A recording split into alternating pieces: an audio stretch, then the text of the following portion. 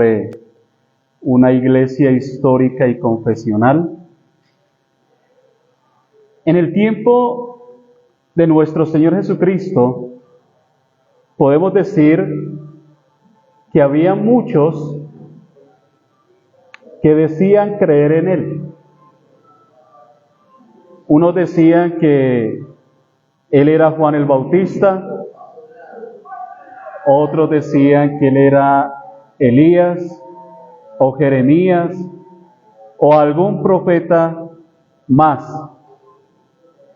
En el Evangelio de Mateo, capítulo 16,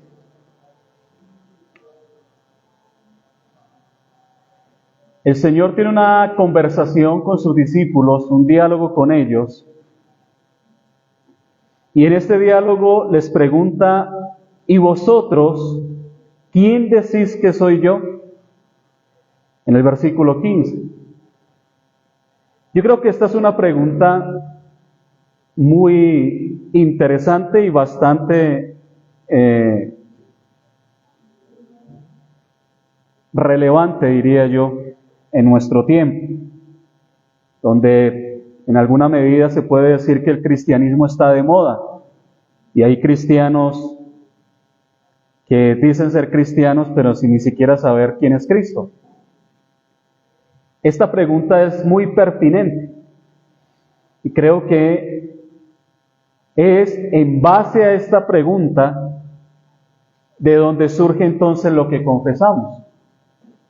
Pedro confiesa en el versículo 16: tú eres el Cristo, el Hijo del Dios viviente. Eso es una declaración de fe, una confesión de fe. Es en razón de eso que hoy, de la misma manera, muchos grupos religiosos profesan algo sobre Cristo. La iglesia verdadera, podemos decir que siempre ha estado interesada en confesar lo que Dios mismo ha dicho,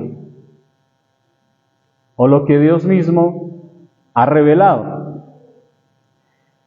Dios no es un Dios de confusión, es un Dios que se ha revelado de manera clara.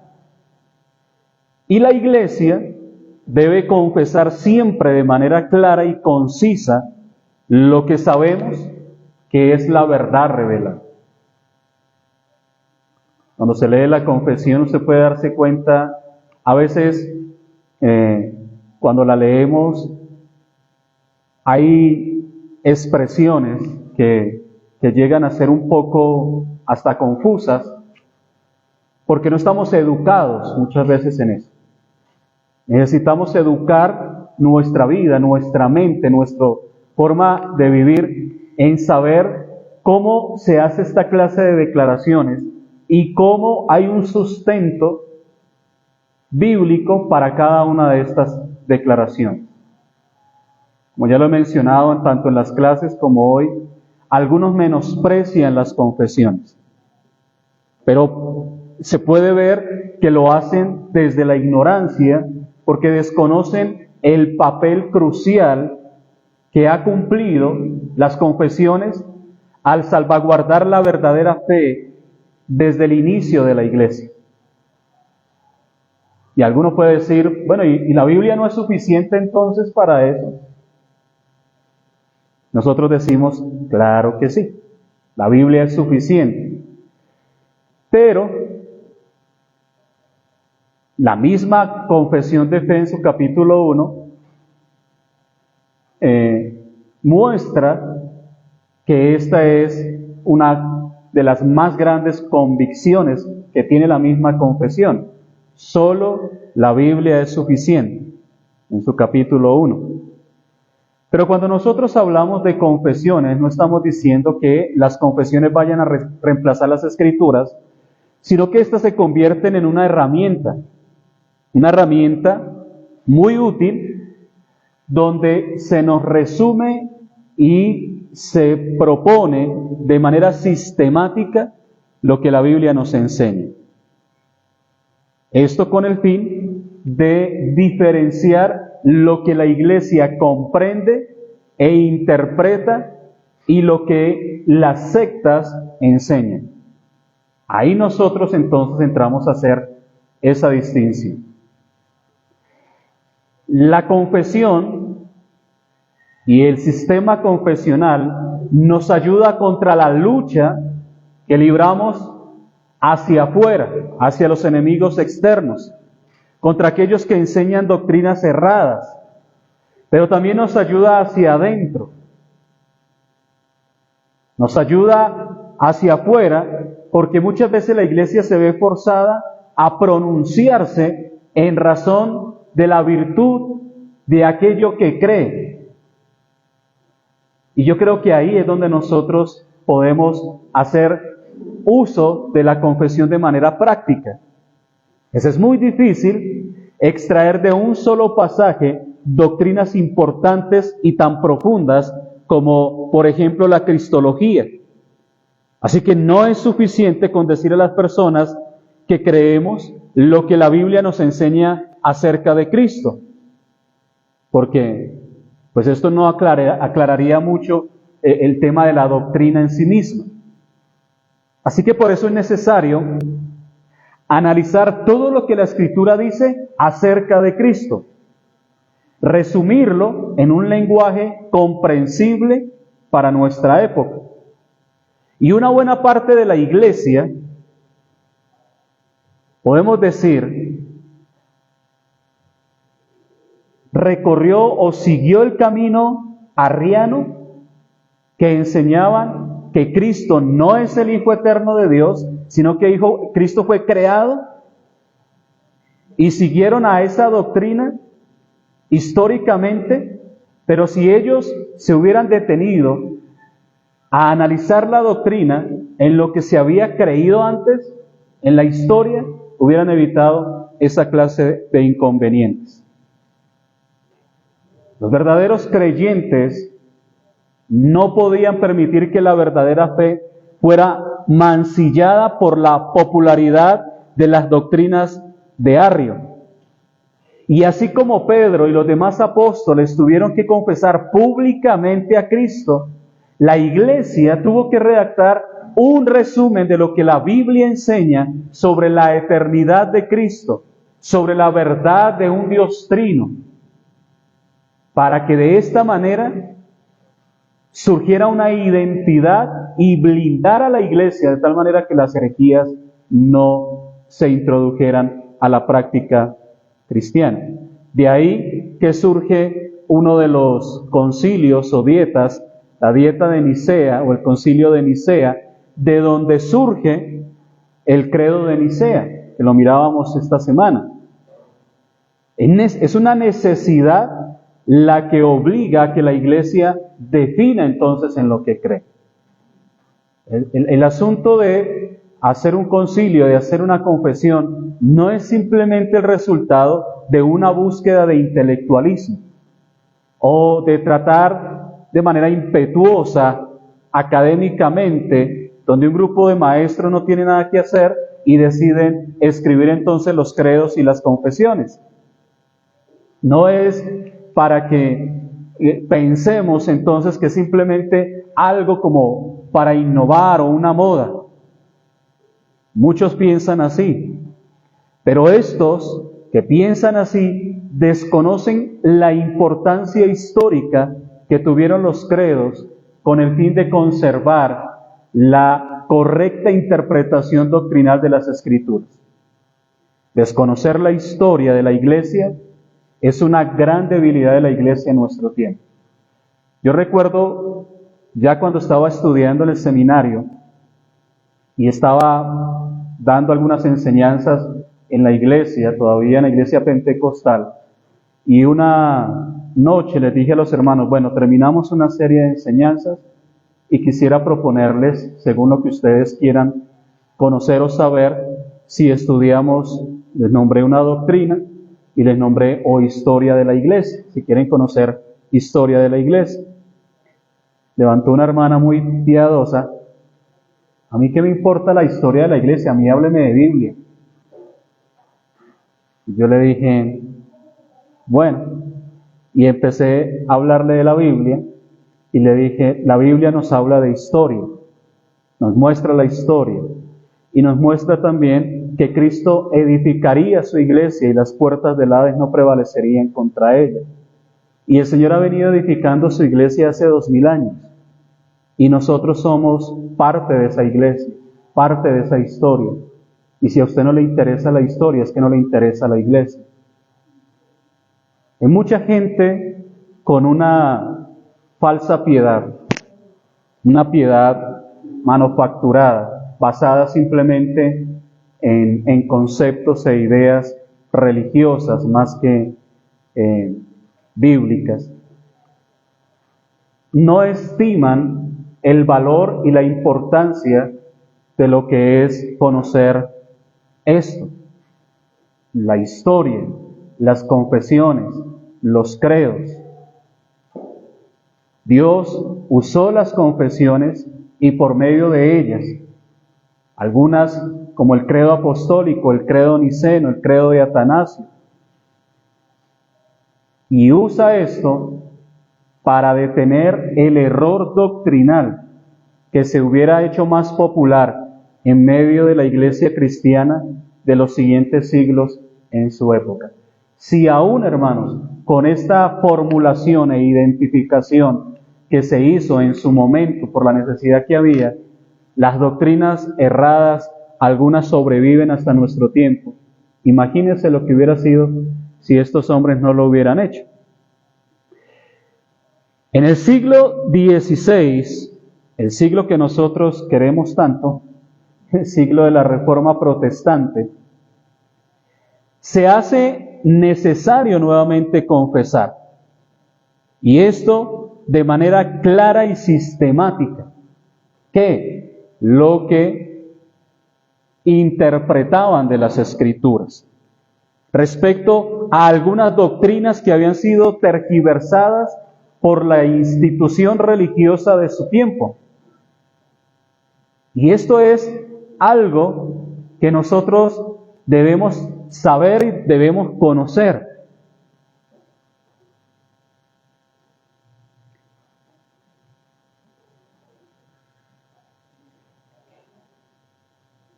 Algunas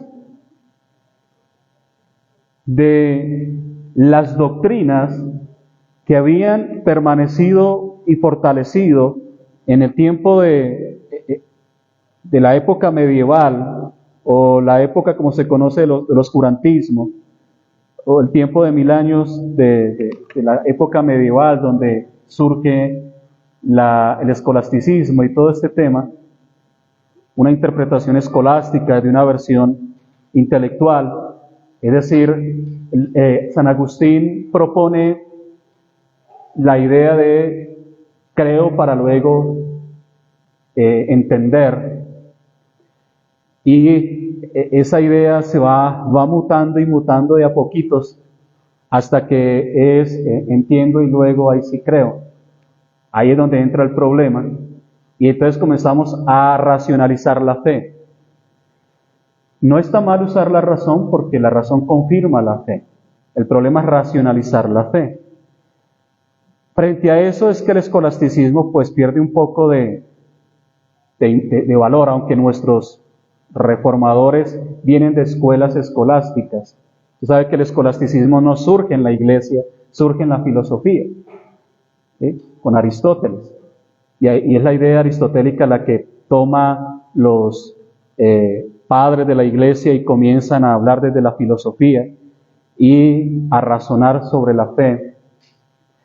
Todo esto, hermanos, que hace parte de la historia, hace que nosotros tengamos que ver la historia y conocer cómo a lo largo de esta historia, a pesar de que los padres trataron de proteger cierta doctrina, pues también los padres no era que hubieran hecho las cosas totalmente bien. San Agustín, por ejemplo, aunque es uno de los teólogos de la iglesia más importantes, pues él también por ese lado se metió consultar a los muertos, el tema de bautizar a los niños por el pecado original.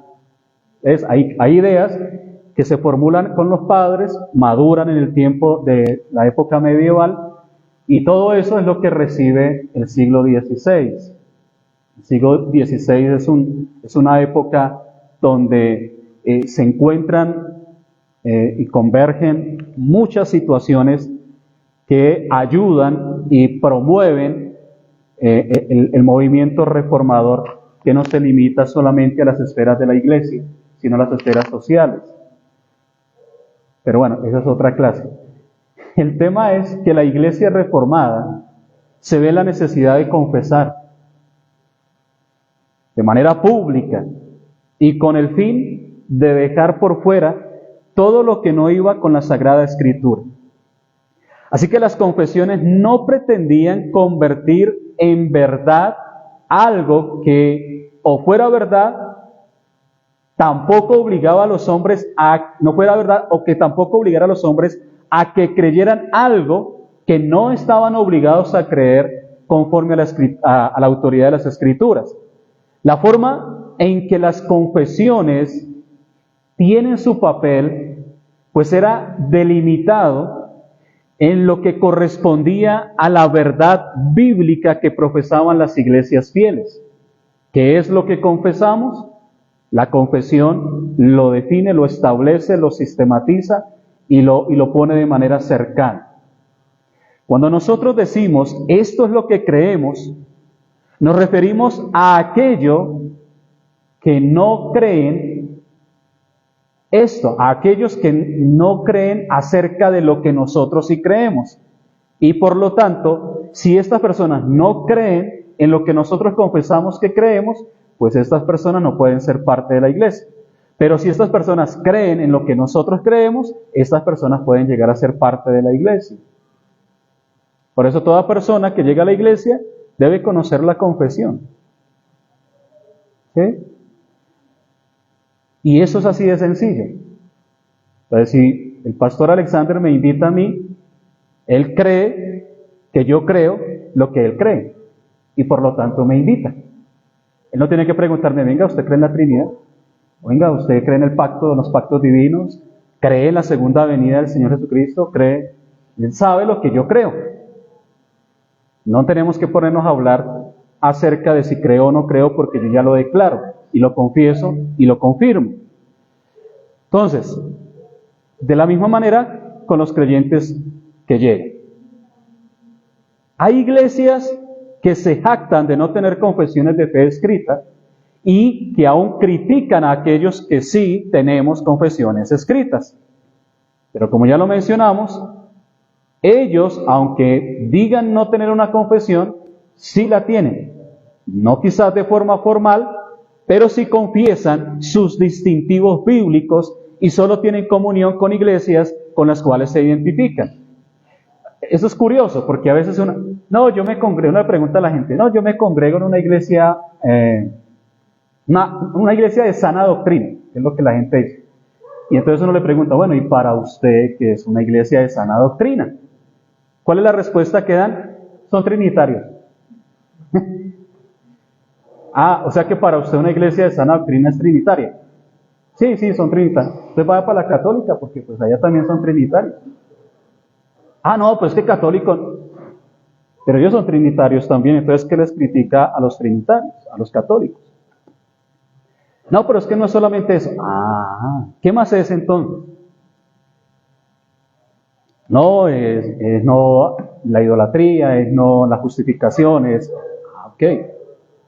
Esa clase de cosas son las que nosotros hablamos y preferimos que queden anotadas y establecidas fielmente. De hecho, Dios mismo en el Antiguo Testamento, sino que no dice en el Antiguo Testamento, porque en el Antiguo Testamento Dios manda que se escriba lo que acerca de Él se dice. Eso es una confesión.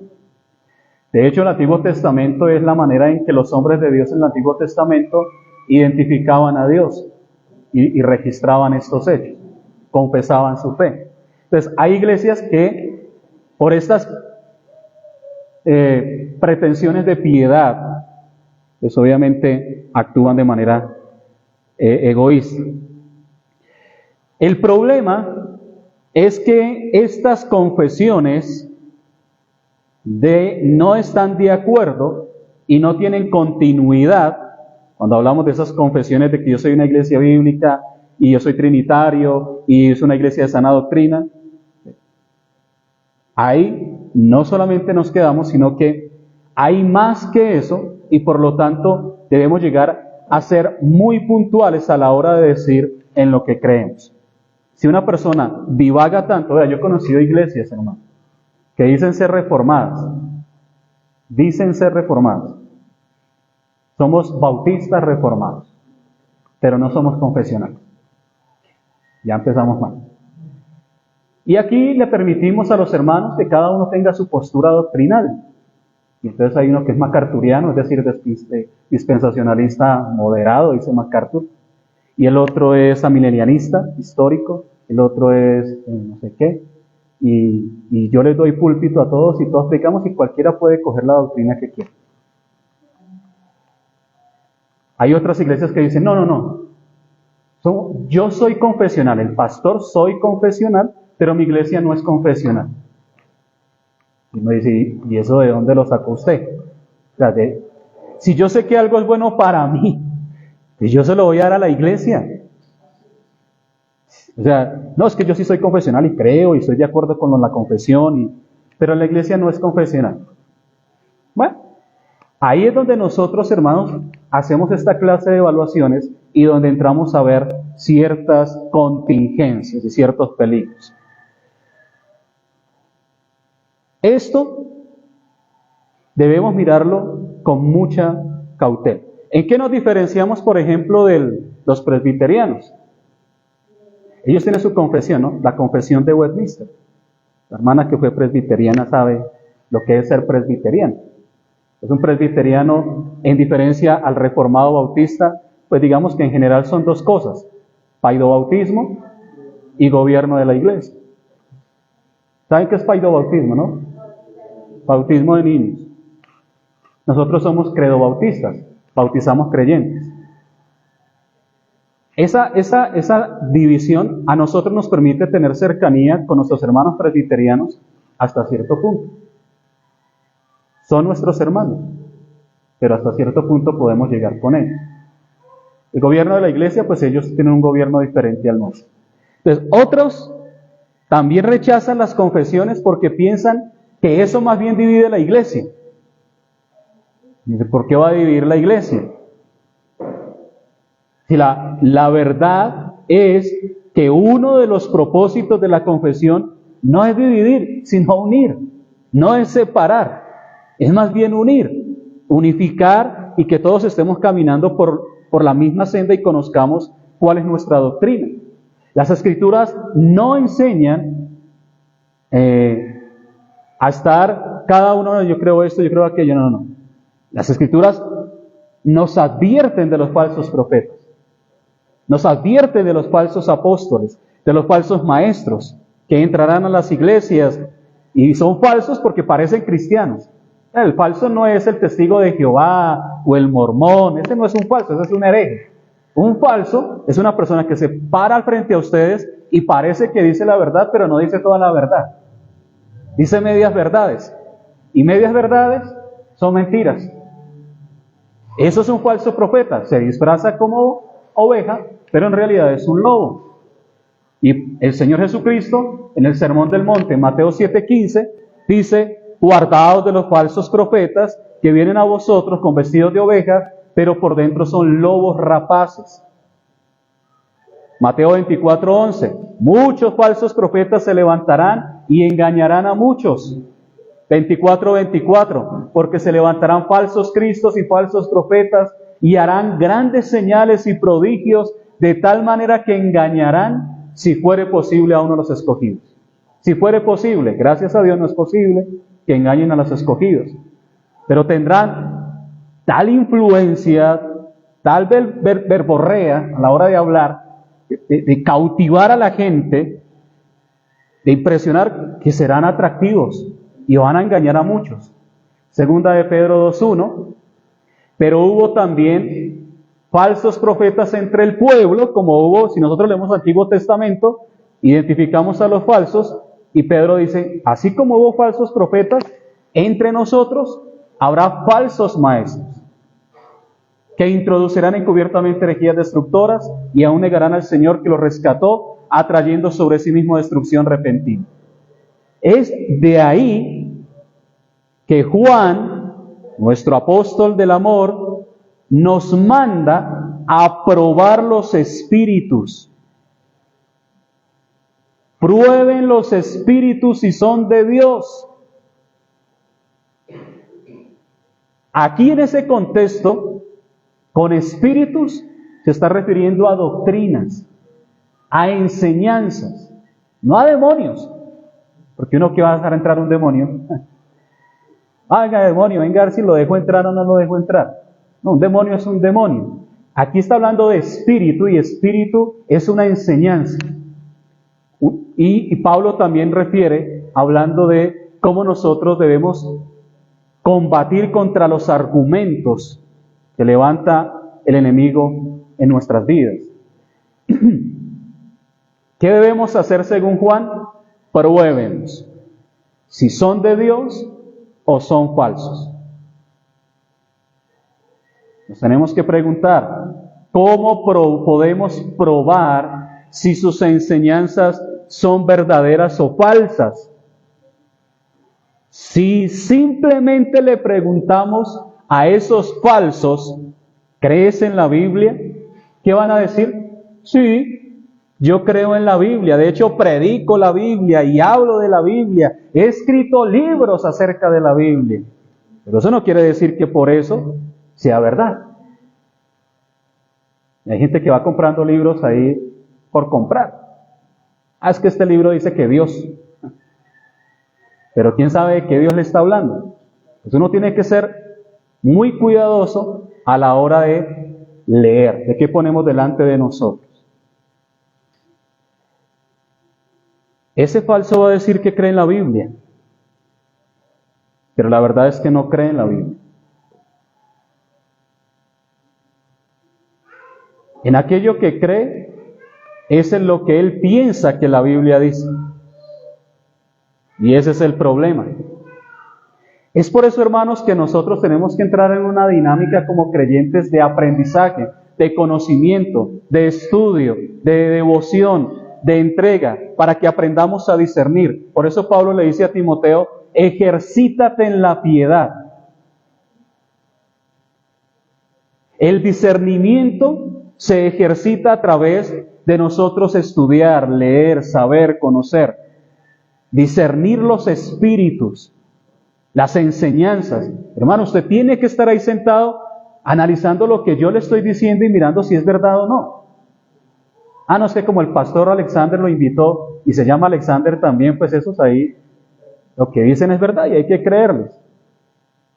Hermano, yo estoy convencido de lo que digo y creo lo que digo, pero usted tiene que probar si lo que yo digo es verdad. Y no es un secreto para nosotros, hermanos, que muchos utilizan la Biblia para sostener sus posturas. Y toman la Biblia como un recurso para defender su identidad propia, pero no están hablando acerca de lo que la Biblia dice. Imagínense que alguna vez escuché a alguien soportar en la Biblia la orinoterapia. ¿Saben qué texto se apoyaba? En Proverbios. Bebe el agua de tu misma cisterna. ¿Y si es que la orinoterapia hay que hacerla? ¿Sí hasta dónde podemos llegar? Pero vea, lo dice la Biblia. Imagínate todos los hermanitos de la iglesia ya tomando de refrigerio. Entonces, debemos tener mucho cuidado, porque el hecho de que use la Biblia, de que cite la Biblia, no quiere decir que es bíblico. Y ahí es donde nosotros debemos entrar a ser muy agudos a la hora de escuchar las enseñanzas. Entonces, si nosotros le preguntamos, ¿cree que la Biblia enseña que Jesús es el Hijo eterno de Dios, que no fue creado sino engendrado eternamente por el Padre, y por lo tanto participa de la misma sustancia divina con el Padre y el Espíritu Santo, siendo Dios y también hombre perfecto? ¿Usted lo cree? Esa pregunta ya tiene un mayor argumento. Pregúntele ustedes a un testigo de Jehová. O pregúntele eso a un arriano. que son de la misma familia. No, Jesucristo no es de la misma esencia, Él fue creado, es el primogénito de la creación. Él no fue engendrado, fue creado. Ahí es donde nosotros empezamos a hacer esa formulación de identidad. ¿Qué es lo que nos identifica? En esa pregunta estamos confesando lo que la Iglesia históricamente ha interpretado y creído de las Escrituras sobre Cristo.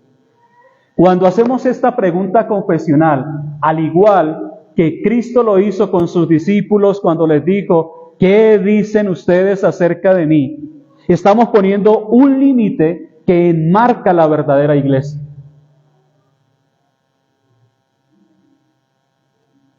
Todos aquellos que no confiesen esta verdad están por fuera. Eso lo dice Juan en su primera carta. El que no confiesa a Jesucristo, que Jesucristo vino en carne, no es de Él. Ahora, yo sé que esto puede sonar un poquito duro y crudo, y no quiero que me malentienda, porque esto no es falta de amor, es más bien, es una muestra de amor. Hay gente que dice, pero es que ustedes son legalistas, ustedes son muy fanáticos, no sé qué, porque ustedes son radicales en esto y establecen, y si no es así, entonces nadie. El amor que no se basa en la verdad no es amor. Es un falso amor, es un sentimentalismo. Interesante que la Biblia cuando nos habla de amor, nos habla siempre bajo un compromiso, bajo un pacto. El amor primero comienza con un compromiso y luego vienen los afectos. Los afectos llegan con el tiempo. Usted llegó a esta iglesia y no conocía a nadie, pero le gusta que prediquen la verdad. Y usted primero se sentó por ahí, apartadito de los demás, con miedo, con pena, y usted entró en amor.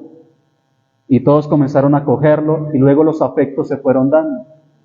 Los afectos fueron creciendo.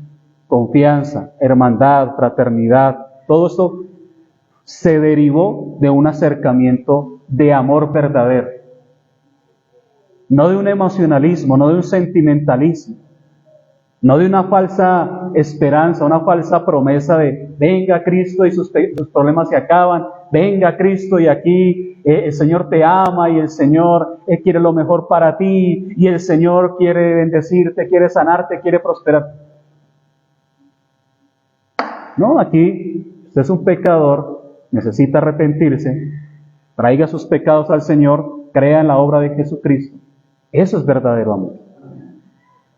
No es engañar a la gente simplemente con un mensaje ahí adornado. Así como muchas veces ustedes que se van a casar, uno normalmente tiene una imagen, ¿sí o no? Cuando uno se casa, esa imagen como que digan, ¿qué me hicieron a mi prometido o a mi prometida? ¿Dónde es que está? Porque cuando uno entra al matrimonio empieza a develarse muchas cosas. Y ahí es donde ese compromiso se perpetúa. Ahí es donde ese compromiso se hace firme. Porque empiezan las discusiones, empiezan las diferencias, empiezan las luchas, empiezan las necesidades. Todo lo que enfrenta un matrimonio. ¿Y qué lo hace permanecer? Cuando a veces ni siquiera se siente un afecto. No se sienten ya las maripositas allá en el estómago. El pacto, el compromiso. Y eso pasa con la iglesia. Yo entro en pacto con mi iglesia. Y hay cosas que no me van a gustar. Hay hermanitos que me va a tocar esforzarme porque empiece a haber buenos afectos con ellos. Que voy a chocar. Pero voy a tener que sobrellevar esas situaciones, sobrepasarlas. ¿Qué me va a ayudar a mí en eso? El pacto. El pacto. Yo tengo que casarme con la iglesia y comprometerme con ella. Y aunque me defrauden, aunque me lastimen, aunque no me tengan en cuenta, aunque no sé qué, Esta es mi iglesia, es en la que Dios me ha puesto. Yo soy parte de ella. Y el Señor me llama a mí, cuando leamos la confesión y la estudiemos y nos demos cuenta de toda la profundidad que hay en el pacto de la membresía, el pacto con la iglesia, la responsabilidad que se tiene, pues vamos a darnos cuenta del valor. Hermanos, la personita que usted tiene a su lado, Cristo murió por ella. ¿Por qué a usted le cuesta tanto amarla? Si Dios la amó y dio a su Hijo, y a nosotros, ay, pero es que no me gusta que haga así, que es que no me gusta aquello, y siempre le estamos buscando el feo. El amor se manifiesta verdaderamente cuando nosotros entramos en ese vínculo íntimo con aquello que Dios ha establecido en medio de su iglesia. ¿Cómo yo sé y cómo sé que yo puedo entrar? Vean, el Señor me dice, confía en tu hermano. Si mi hermano me defrauda, yo estoy tranquilo. El Señor me dijo, confía en él. Pero a veces confiamos en el impío, que Dios me ha advertido, no confíes en el impío, no pongas carne por tu brazo. Es decir, no se apoye en el impío. Y el impío nos defrauda y ay, no sé qué. Pero es que el Señor te ha dicho que no confíes en él. Ahí es donde está la diferencia. En el creyente Dios sí me ha dicho, amados unos a otros, respetados, valorados, animados, salúdense con ósculo santo. Mi hermano me defraudó, es mi hermano, y de mi hermano me acepto que me defraude. Y un impío no tengo por qué aceptar esa clase de cosas porque Dios no me ha llamado a confiar en ellos. Eso es lo que hace la diferencia entre ser parte de la iglesia y simplemente ser un asistente a la iglesia. Yo me identifico con estos hermanos, ellos me reconocen a mí. Yo no puedo ser pastor de una iglesia sin iglesia. Yo cuando empecé a pastorear, en el año 2000, ya ni me acuerdo, creo que 2008, en Usme, eso fue en noviembre de 2008. Ahí me entregaron 20 sillas y un atril, sin persona, solo. Vaya y empiece allá una obra, con mi esposa. Nosotros fuimos con mi esposa misioneros, estuvimos mes y medio, no sé si alcanzan aquí, hay muchos jóvenes, pero hay personas adultas que se acuerdan de la desmovilización de los paramilitares. Yo estuve allá en Casibar Meta, en la desmovilización de los paramilitares, predicándole a los paramilitares, y ahí se convirtieron varios, gracias al Señor. Y estuvimos ahí con mi esposa mes y medio. Era un caserío con casas de tabla, mataban gente ahí, escuchábamos gritar a la gente al lado cuando los mataban. Recién casados, eso fue en el 2005. Yo me casé con mi esposa y al mes nos fuimos. Esta fue la luna de miel nuestra. Nosotros no hemos tenido luna de miel, fue irnos a Casibar de misioneros. Los invito para que vayan. Esa fue nuestra luna de miel. Esas experiencias, esa clase de cosas que nos hacen aferrarnos tanto a la iglesia, a valorar tanto la iglesia, entregarnos por la iglesia. Nosotros nos íbamos en Casibar, andamos en moto, a caballo, a pie. Una vez nos tocó andar 4 horas a visitar una parejita de abuelos en una finca, de ida, y 4 horas de regreso. Y uno pasaba los micos, los animales, era pura selva. Esas experiencias, hermanos, no son simple emocionalismo. Eso tiene que haber una convicción real con la iglesia, una identidad y una entrega real a la iglesia. Cuando usted viene a la iglesia, hermano, no venga simplemente como una persona que voy a ir a cumplir con Dios, para que Dios cumpla conmigo el resto de la semana dándome lo que necesito. No, yo hago parte de esta iglesia, mis hermanos son parte de mi vida, son más importantes que mi familia en la carne. Yo sé que a esto no le gusta mucho. Hay gente que no les gusta mi familia, ellos se alejaron mucho, y más cuando empezamos a hablar de esta doctrina, porque yo les decía, para nosotros es más importante la iglesia, ellos son mi familia, ustedes no son mi familia. ¿cómo usted dice eso? Es que usted es la sangre de nosotros y no sé qué. Al Señor Jesucristo llegaron y le dijeron, su mamá y sus hermanos lo buscan. Mi mamá y mis hermanos, y hace, estos son mi mamá, mis hermanos y mis hermanas. Porque los que hacen la voluntad de mi Padre, esas son mi familia. Los demás no. ¿Quieren ser parte de mi familia? Hagan la voluntad del Padre. Y yo siempre le digo eso a mi familia. ¿Quieren ser mi familia de verdad? Hagan la voluntad del Padre. Eso nos gusta mucho. Aún y a la gente de la iglesia les gusta. Cuando yo le digo a la iglesia eso, hay hermanitos que todavía se agarran de la silla y mi familia es que... Y el domingo no es el día del Señor, es el día de la familia. Porque estamos en una cultura donde se menosprecia el valor de la iglesia. Se rebaja el valor de la iglesia. Y yo hago parte de la iglesia. Y el Padre mandó a su Hijo por la iglesia. Y Cristo dio su vida por la iglesia. Y Cristo volverá por la iglesia. Y viviremos eternamente con la iglesia, no con su familiar.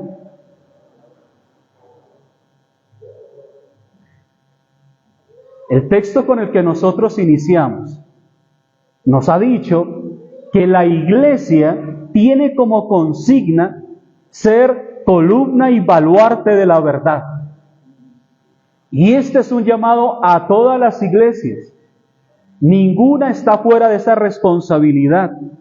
Y ya que sin la doctrina correcta no habrá evangelio correcto, si no hay un verdadero evangelio, los pecadores no van a ser salvados.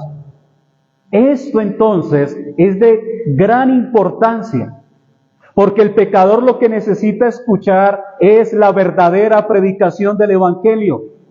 ¿Y quién puede dar la verdadera predicación del evangelio sino solamente la iglesia, que puede llevar esta verdadera predicación, preservando la doctrina correcta, defendiendo la iglesia contra el error? Nosotros somos columna y baluarte de la verdad. Y debemos conocer la verdad, hablar la verdad. Guste o no guste. Pablo dice, somos olor de vida para vida, olor de muerte para muerte. Es decir, nuestra responsabilidad es predicar el evangelio. Algunos se salvan, otros se condenan. La palabra de Dios es una espada de doble filo. A la hora que salva también condena. Hay hermanos, pastor, pero es que la gente no se convierte y no sé qué. Hermano, usted no está para que la gente se convierta. Usted está para predicar. Nosotros el lunes pasado, el lunes festivo con la iglesia, salimos ahí a un parque con un parlantico a predicar en una esquina con los hermanos. Es una experiencia bien especial. Yo siempre lo he hecho, desde que pronto me quedó eso del pentecostalismo y todavía tengo algo de pentecostal. Pero me gusta salir a la calle a predicar. Yo sé que el sistema bíblico es más personal y todo el asunto, pero a mí me gusta ir a la calle a predicar. Y esa experiencia une a la iglesia. Esa experiencia de pararnos en una esquina, hay gente con pena.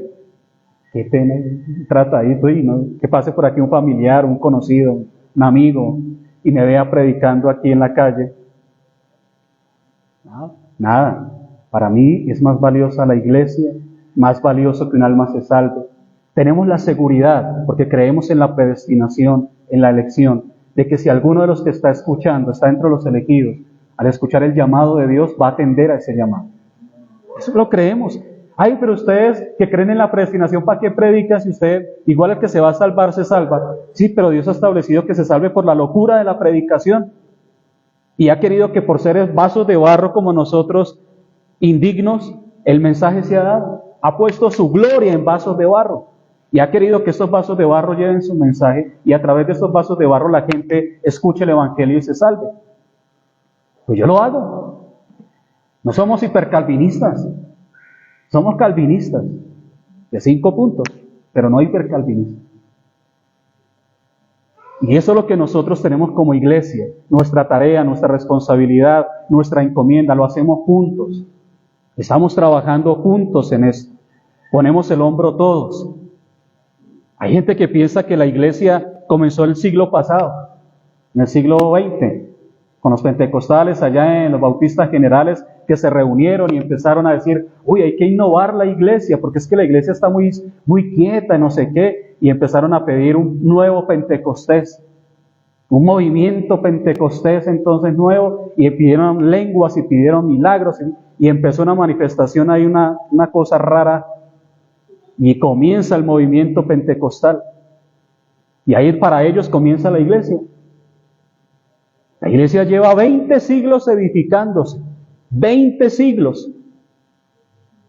Nuestra confesión de fe o lo que nosotros decimos creer debe estar de acuerdo con los que los santos han confesado en todos estos 20 siglos anteriores y que se ha constituido sobre el fundamento apostólico, teniendo la base como base a Cristo mismo, sin olvidar que la iglesia como un edificio debe crecer coordinada y sin separarse de lo que ya ha sido construido.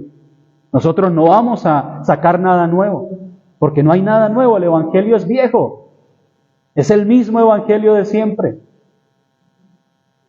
Así que ya no sois extranjeros ni advenedizos, sino conciudadanos de los santos, miembros de la familia de Dios, edificados sobre el fundamento de los apóstoles y profetas, siendo la principal piedra del ángulo Jesucristo mismo, en quien todo el edificio bien coordinado va creciendo para ser un templo santo en el Señor, en quien vosotros también sois juntamente edificados para morada de Dios en el Espíritu. Dios ha querido habitar en medio de su iglesia. Eso somos nosotros.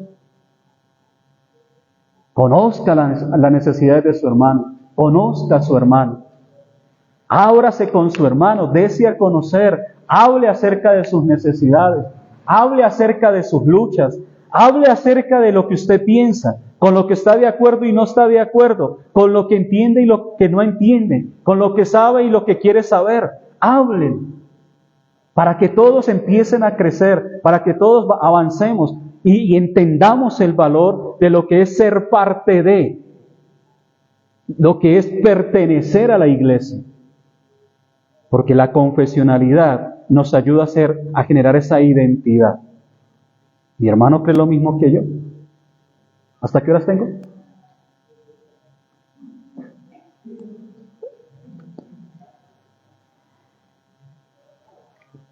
Ok.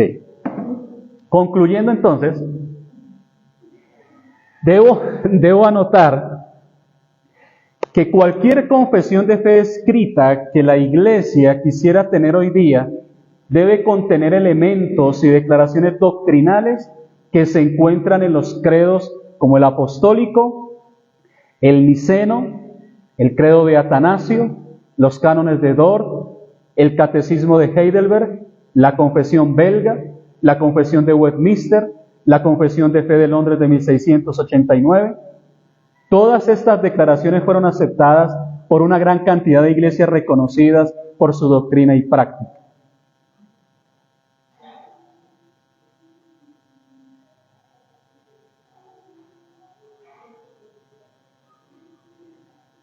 No podemos, hermanos, olvidar que estas declaraciones doctrinales provienen de iglesias militantes. ¿Sabe lo que es una iglesia militante? Una iglesia que está en la tierra, en resumidas cuentas. Esa es la iglesia militante, la que está militando. La iglesia glorificada está en el cielo, la que es medianamente perfecta porque todavía falta la glorificación, que se encuentra en el estado intermedio, como dice la confesión de fe. La iglesia militante somos nosotros. Y como iglesias militantes, pues no somos perfectos. Y es posible, frente a eso, pues que haya diferencias en las interpretaciones que se hacen en algunas doctrinas particulares. Y esto implica que algunas, si no todas las confesiones, al tratar diferentes temas, puedan ser influenciadas por la época o por las circunstancias en las que fueron escritas. Y esto nos conduce a dos situaciones, por lo menos. Primero, aunque podemos equivocarnos en la confesión de una doctrina particular, esto no debe impedir el confesar de manera escrita lo que creemos, tratando de ser lo más fieles posibles a las Escrituras. Podemos equivocarnos. Eso es posible porque somos seres humanos y somos una iglesia imperfecta. Segundo, estos errores deben ser mínimos y no en doctrinas fundamentales para la fe cristiana. Normalmente, las divergencias que encontramos son mínimas, mientras que estas confesiones en su mayoría son declaraciones en las cuales coincidimos. Cuando estudiemos ya el tema que hemos visto ya de los tres círculos, de lo que es la doctrina histórica de los padres, la doctrina reformada y la doctrina bautista, en nuestra confesión, pues vamos a darnos cuenta de cómo hay coincidencias con otras confesiones que aún no soportamos en esas confesiones que son más antiguas que la nuestra. ¿Sí? De esta manera, hermanos, como iglesias que procuramos ser bíblicas y tener una fe histórica y confesional, debemos, hermanos, prestar atención, prestar oído a lo que nuestros hermanos del pasado nos dicen por medio de los credos, confesiones y declaraciones. ¿Por qué? Son nuestros hermanos. Y el Señor les concedió cierta luz. Lutero sí tuvo cierta luz. Calvino tuvo luz en otras áreas. Zwinglio tuvo luz en otras cosas. Cada uno de estos hombres a lo largo de la historia, tanto reformadores como prerreformadores, y como históricamente se tiene a todos en la historia, siempre hubo personajes que trataron de hacer cambios y reformas en la iglesia. Debemos escucharlos. ¿Por qué? Porque eso forma parte de nuestra historia.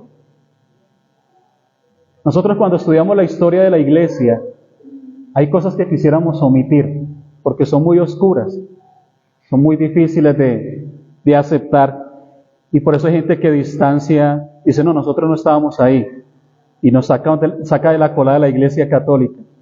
Pero la iglesia era la iglesia, estaba corrompida, y hubo momentos de corrupción terribles, donde hubo asesinatos, donde hubo inquisición, donde una cantidad de cosas que hizo la iglesia. Pero es la iglesia. Y debemos escuchar cómo Dios ha venido edificando la iglesia, conocer cómo Dios lo ha hecho, cómo Dios ha preservado un remanente santo en medio de la edificación de esta iglesia. Todo esto forma parte de nuestra propia historia. La iglesia en el pasado luchó por mantenerse pura. Es nuestra responsabilidad hoy, hermanos, luchar por permanecer siendo iglesias puras. Pastor, eso es imposible, pero debemos luchar por serlo. Debemos luchar por ser iglesias puras, confesando aquello que las benditas Escrituras nos dicen, no dejándonos llevar por los vientos de doctrinas engañosas, no dejándonos llevar por modas, porque a veces uno se da cuenta que hasta la Reforma se volvió moda. Y hubo gente que escuchó la Reforma, llegó a la iglesia, el pastor llegó a la iglesia, ya nomás quitamos todo esto y somos reformados. Se le fue el 80% de la iglesia. No, mentira, será molestando. Volvamos los instrumentos, volvamos. No, esto no es moda. El proceso es un proceso gradual y el Señor va reformando a través de su palabra, concediendo entendimiento. Entonces, cuando nosotros salimos de la iglesia pentecostal, los que se vinieron con nosotros, conmigo, eran los músicos, era el baterista, el pianista, el guitarrista, el bajista, y entonces pusieron su batería, su guitarra, su piano, todo. Te dijo, paciencia. Y empezamos a enseñar. Pasaron 3 meses, más o menos. Me llamaron los músicos. Pastor, venga, es que queríamos hablar con usted. Háganlo. ¿Será que nos podemos sentar a aprender primero a escuchar y aprender de la Biblia y luego cantamos? Gloria a Dios. Quitamos todos los instrumentos y con pista. Con pista duramos como 7 años. ¿Sí? Con pista. Ya después compramos un piano, una guitarrita, y ahí los hermanos empezaron a ensayar los himnos, duraron como 2 años ensayando para cantar himnos, y hoy día, gracias al Señor, nos acompañan cantando himnos otros músicos también. Pero eso no es de un día para otro, no, es que no vamos a hacer esto más bien, no, es la palabra. La palabra va trayendo convicción, la palabra, el texto que leía el pastor, la palabra los hace libres. Conoceréis la verdad y la verdad os hará libres. Es conociendo la Biblia, es conociendo la Escritura, es Dios obrando a través de la predicación de la palabra que la iglesia es reformada. Vea, Calvino cuando empezó su labor pastoral, y le dijeron, usted tiene que pastorear una iglesia, tiene que ser pastor.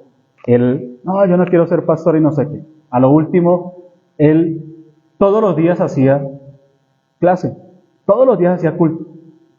Todo, lunes a domingo, y se predicaba, terminó de predicar, mejor dicho, haciendo un trabajo expositivo de toda la Biblia.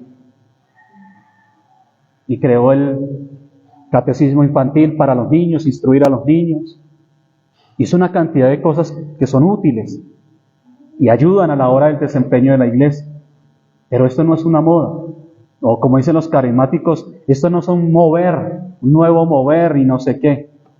Sino que es siendo diligentes en nuestro estudio de la palabra de nuestro Dios. Esa es la tarea. ¿A qué venimos dentro de 8 días? A estudiar la palabra de Dios. Y esa es nuestra encomienda, estudiar, crecer en el conocimiento, ir ajustándonos a lo que la Biblia dice e ir trabajando conforme a lo que la Escritura nos enseña. Amén. Eso es ser una iglesia histórica y confesional. Tener esa identidad propia que se logra con una cercanía a la Escritura. Amén. Y que al Señor sea la gloria claramente sí, en todo lo que hacemos. Oremos.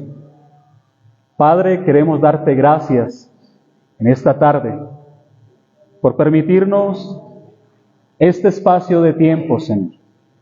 Gracias porque tu palabra es preciosa, gloriosa, maravillosa, Señor.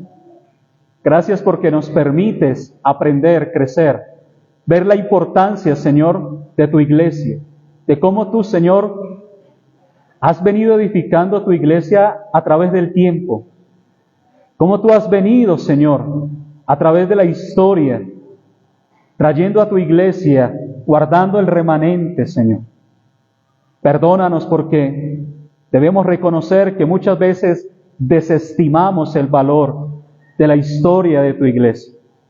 Ayúdanos a ser fieles, ayúdanos a ser comprometidos con la identidad que tenemos como iglesias locales. Bendice esta comunidad, Señor. Ayúdales a seguir creciendo, a seguir afirmando las verdades bíblicas en sus vidas y en su iglesia local. Ayúdales, Señor, en su entendimiento, concediendo tú la luz, concediendo la sabiduría y la gracia, para que en tu nombre, tu iglesia, Señor, en este lugar, en esta localidad, Señor, siga avanzando. Que tu evangelio, Señor, sea dado a conocer por tu iglesia y para que muchos más puedan llegar al conocimiento de tu verdad. Gracias te doy en el nombre de tu Hijo, nuestro Señor y Salvador Jesucristo.